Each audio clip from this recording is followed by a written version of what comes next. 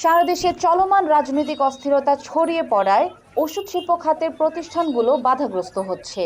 আবার দেশের বর্তমান এই পরিস্থিতিকে কাজে লাগিয়ে সফল ওষুধ ব্যবসাকে নষ্ট করতে তৎপর কিছু স্বার্থান্বেষী মহল। বিভিন্ন ওষুধ কারখানার শ্রমিকরা কাজ বিরত রেখে বিভিন্ন দাবি দাওয়া নিয়ে আন্দোলনে নেমেছে। এমন অবস্থা চলতে থাকলে দেশের ওষুধ শিল্প ধ্বংসের পথে চলে যাবে। এই খাত সংশ্লিষ্টরা দ্রুতই এ অবস্থার অবসান চান। শনিবার বিকেলে রাজধানীর তেজগাঁওয়ে বাংলাদেশ ঔষধ শিল্প সমিতির সভাকক্ষে আয়োজিত এক সভায় বিষয়টি নিয়ে আলোচনা করা হয়।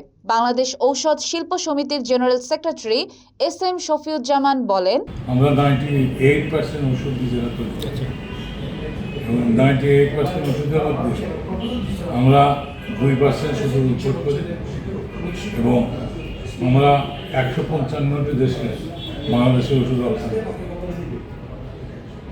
It is a very good success for our pharma industry. আমরা কোনো অবস্থাতেই এটা কেউ করি না। এখানে ভালো ভালো ছেলেরা কাজ করে এবং ভালো ভালো ছেলেরা বিদেশেও ডিউটি করে, বিদেশে মার্কেটিংও করে, বিদেশে যাতায়াত করে, ওষুধ রপ্তানি করে। অর্থাৎ এইটা বর্তমানে এই পরিবর্তিত পরিস্থিতি একটু কিছু কিছু ফ্যাক্টরি কিছু দু একজন কর্মচারী তারা খুব উল্টাপাল্টা করে। তারা বলে যে না, তাদের বেতন বাড়াইতে হবে, ডবল বেতন বাড়াইতে হবে। এইটা তারা করে, যেটা আমাদের খুব তারা দিচ্ছে। আমরা বলি যে কম্পিটিশন নিয়ম আছে, আমরা নিয়ম অনুযায়ী করবো, কেউ বাঁধে কেউ বাঁধে না, এরকম। বাংলাদেশ ঔষধ শিল্প সমিতির এক্সিকিউটিভ কমিটির সদস্য জাকির হোসেন বলেন, এই সাকসেস স্টোরির এই সেক্টরটাকে তারপরে ধরেন এখানে 1 লক্ষ লোকের উপরে সব শিক্ষিত প্রফেশনাল, কিন্তু আমাদের একটা ওয়ার্কারও কিন্তু মেট্রিক পাস, ইন্টারমিডিয়েট পাস। কারণ ওখানে দেখতে হয় যে পেট ব্যথার ওষুধ আর মাথা ব্যথার ওষুধ আলাদা করতে, সো তারা কিন্তু একেবারে অশিক্ষিত লেবার। অন্য আর 10টা সেক্টরের তুলনায় ফার্মা সেক্টর কিন্তু সম্পূর্ণ আলাদা। আপনার যত বড় কোম্পানি সবার প্রতিনিধিত্ব আমাদের সমিতিতে আছে এবং আমরা এই একটাই সমিতি দ্বারা ইউনাইটেড, কিন্তু পুরো ঔষধ সেক্টরের একটা মাত্র সমিতি।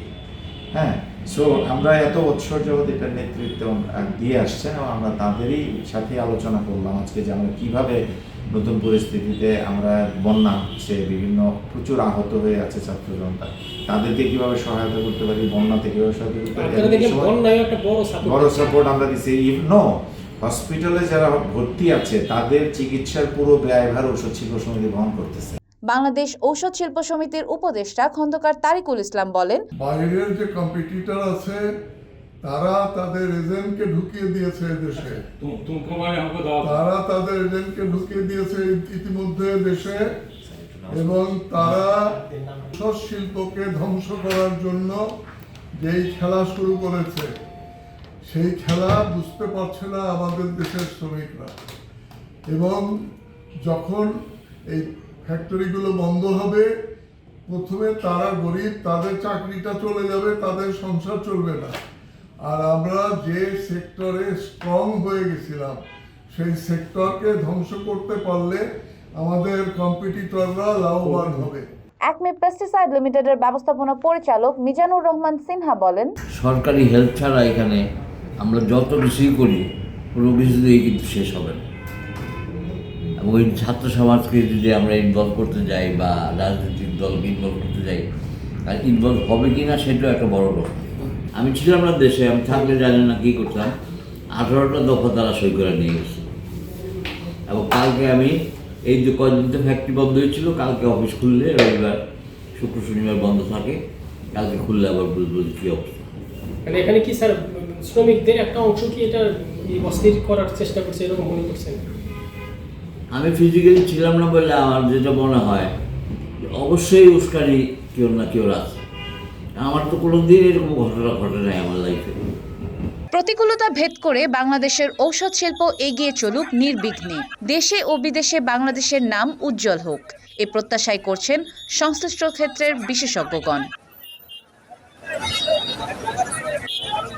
সাদিয়া ইসলাম, ডেইলি বাংলাদেশ।